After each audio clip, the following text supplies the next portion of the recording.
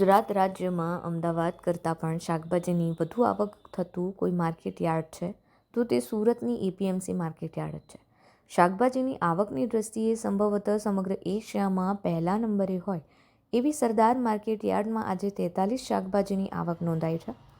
મોટાભાગના શાકભાજી માટે હવે મહારાષ્ટ્રના ગામડાઓ પર આધારિત રહેવું પડે છે, જેની પાછળનું કારણ એ છે કે સુરત શહેરમાં શાકભાજી ઉત્પાદનનું પ્રમાણ અત્યંત ઓછું થઈ રહ્યું છે. શાકભાજીની મહત્તમ આવક મહારાષ્ટ્ર અને ગુજરાતના બોર્ડરના ગામડાઓમાંથી થઈ રહી છે.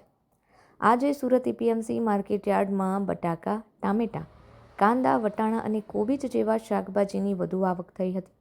શિયાળો આમ તો પતવાને આરે છે અને ઠંડીનું જોર પણ ઘટી રહ્યું છે અને શાકભાજીની આવકમાં વધારો થઈ રહ્યો છે. જોકે તેમ છતાં પણ ભાવ સામાન્ય રહ્યા છે.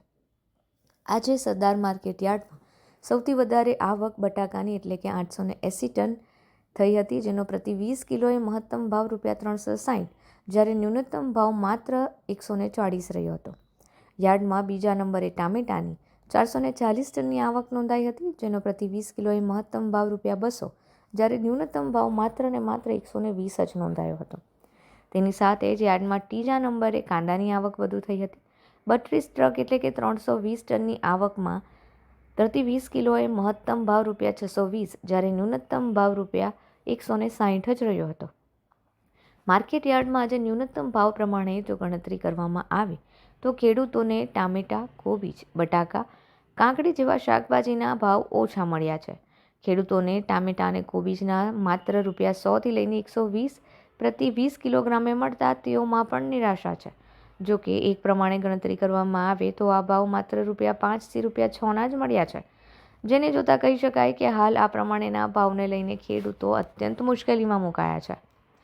માર્કેટ યાર્ડમાં આજે લસણ, પરવળ, ચોળી અને ગુવાર જેવા શાકભાજીના ભાવ મહત્તમ રહ્યા હતા. જો કે લસણના ભાવમાં પણ ધરખમ ઘટાડો જોવા મળ્યો છે. લસણની 38 ટનની આવક થઈ હતી, જેમાં પ્રતિ 20 કિલોએ મહત્તમ ભાવ ₹2200, જ્યારે ન્યૂનતમ ભાવ ₹1100 નોંધાયો હતો. લીલી હળદરની 20 ટનની આવક સામે પ્રતિ 20 કિલોએ મહત્તમ ભાવ ₹1900 અને ન્યૂનતમ ભાવ ₹500 રહ્યો હતો. તુવેરની 25 ટનની આવક સામે પ્રતિ 20 કિલોએ મહત્તમ ભાવ ₹350, જ્યારે ન્યૂનતમ ભાવ ₹800, જ્યારે પરવળની 10 ટનની આવક સામે મહત્તમ ભાવ ₹1900 અને ન્યૂનતમ ભાવ ₹1000 નોંધાયો હતો.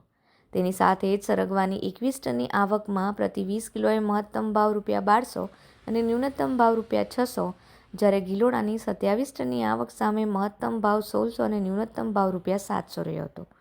ગુવારસિંગની 33 ટનની આવક સામે પ્રતિ 20 કિલોએ મહત્તમ ભાવ ₹1600, જ્યારે ન્યૂનતમ ભાવ ₹1000, જ્યારે ચોળીની 26 ટનની આવક સામે મહત્તમ ભાવ ₹1700 અને ન્યૂનતમ ભાવ ₹1000 નોંધાયો હતો.